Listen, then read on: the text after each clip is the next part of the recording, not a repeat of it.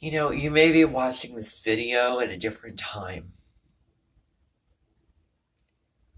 After the 18 months of January of 2022 through January or July of 2023, where the nodes will be in different places. But as I speak right now, with the Russia-Ukraine situation going on, the South Node is in Scorpio, North Node in Taurus in my hot button live stream. When I talk all about this, I talk about the importance of recognizing, being aware, having some knowledge, and reversing the nodes around. So, what is the reverse of South Node Scorpio, North Node Taurus? The reverse is the South Node is in Taurus and the North Node in Scorpio. What these two North Node placements have in common is needing to release something, needing to let go of something to find peace in your life, to find tranquility, to open up, to transform, to really sit with yourself in your values, being connected but detached in a healthy way.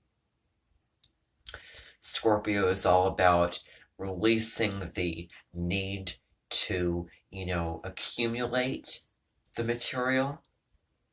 And then Taurus is all about, which is the reverse about, really, really thinking about the material, but more being grounded in what gives you peace and stability in your life.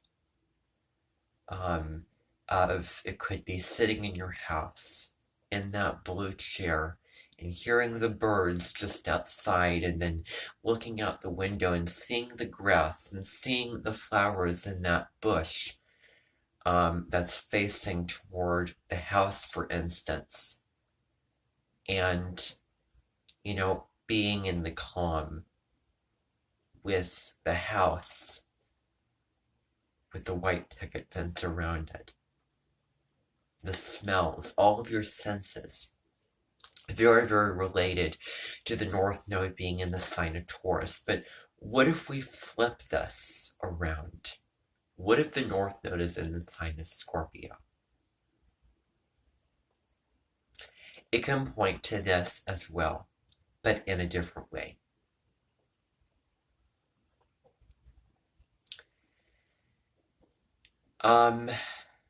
So I'm talking about the South Node being in Taurus, North Node being in Scorpio right now. And in this video, I am not using any sites, any websites. This is just what I know. So the South Node, and maybe this will be a teaser to what it's about. I will try to make it as meaty and put as much information into this as I can. So, the South Node in Taurus. If the South Node is in Taurus, then the South Node, remember, points to past karma, past lives, past experiences where you come into this life and you don't remember what happened. Now that's very Hindu, and that goes off on the Vedic astrology. But just think of the South Node as what is old, what is dying away, what you're used to, what you're familiar with, that no longer serves you, and where you need to look at the evolution and the high road of Taurus to then move into the North Node, not abandoning it, but evolving the South Node.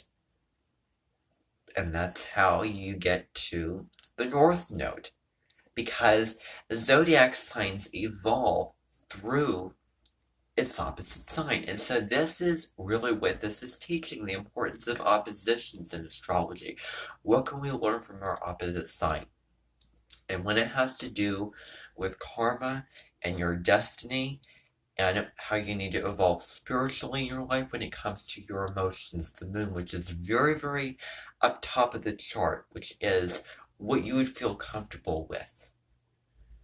The moon is also very spiritual, very, very moody because it moves so quickly. It changes signs every 2 to 3 days. And it's very feminine and reflective as well. So, nodes of the moon, south node being in Taurus, you are probably very, very familiar with. Maybe living a very, very simple life. I would say, and I'm thinking right now of the Amish, because I remember driving down, riding down the highway, and seeing an Amish buggy on the highway, and I also saw the Amish way of living, of putting your clothes on the the little dryer to dry outside, not having the washing machines and different things, dressed in those types of clothes, going into the kitchen, seeing the cornmeal and the stew cooking and sitting around your family and sharing and connecting without all the complications, without all the all of the technology and all those types of distractions. You probably were.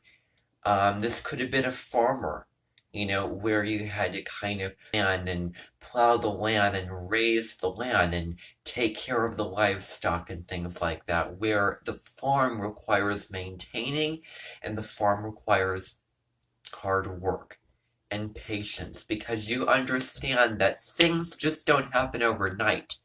It takes a long time for those crops to come to fruition in the tree of bearing fruit, where all those things can come to fruition when the crops, because like think about, for instance, tomato crops, like in the garden, in my backyard, the tomatoes usually come out late into the summer, so August, September, because it takes time for nature to, really, really work its magic, because Taurus is slow and steady. The earth, it takes time for, for instance, right now I'm filming this where it's March, and it's going to become springtime very soon, where it takes, the transition for nature to change into spring, leading up to the climax of the year,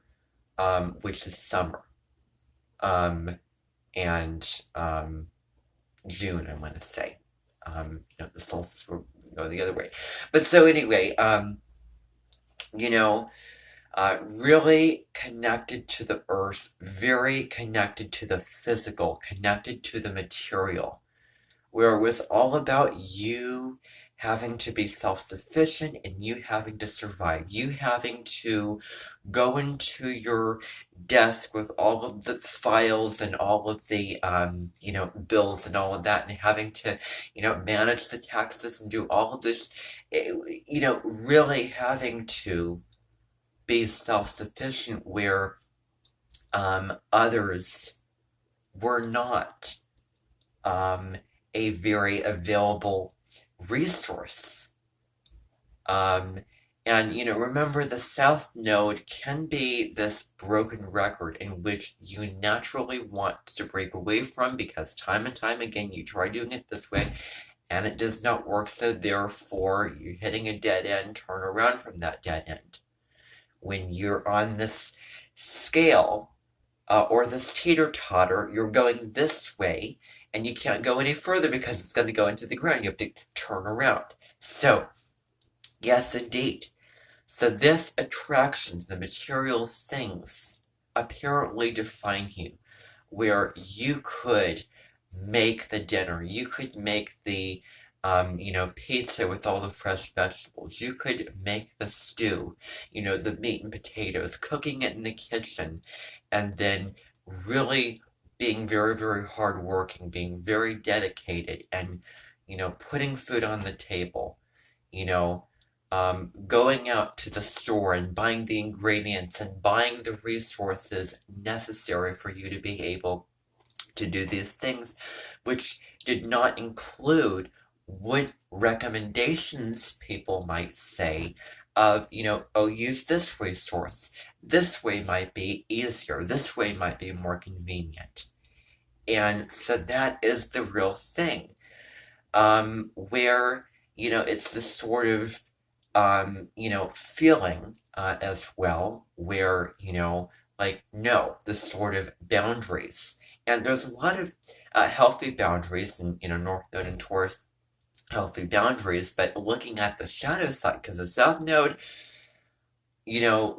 tends to look at the shadow side of the sign, and it can look at unhealthy boundaries. It can look at where, you know, even in your own house, with somebody, saying, here, let me help. I can, here, let me help you. Let me give you this to take care of you, to heal you.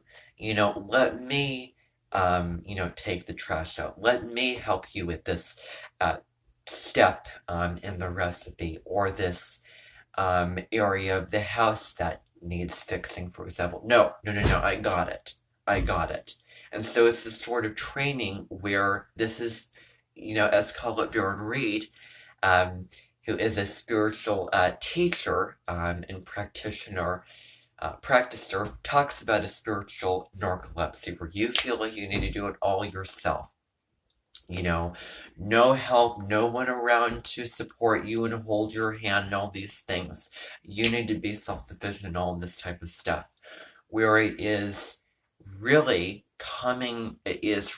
this life is all about releasing the need to accumulate and to build this mountain to where you're sitting on stagnant energy, like, oh my goodness, I don't have enough, and oh my goodness, is everything safe and secure? Building, having to maintain the stability, you know, you know, maybe you walk into this person's house and there's so many locks and all of these drawers because so many things are stashed away because you don't want others to take them.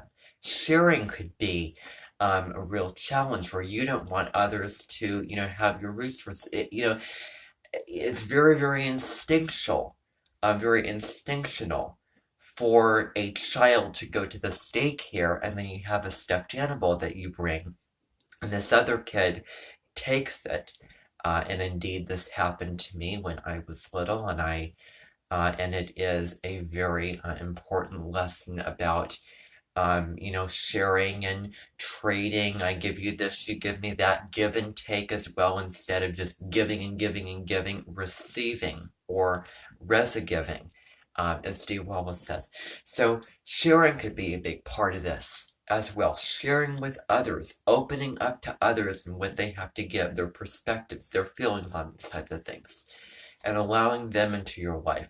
Yes, being in alignment with your values, knowing what you want, having the stability and security, but taking advantage of opportunities and moving beyond the material and on the little world of the house with a white picket fence and all of these things you have to maintain, releasing it and trusting, and living therefore a more fulfilling life when it comes to this, getting in touch with the depths and the emotions, anything which can release yourself from the attachment to the material. It's all about the material. No, connecting.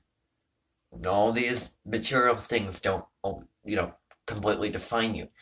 And so it could be part of this as well. So, Yes, that is what the North Node in Scorpio can be all about.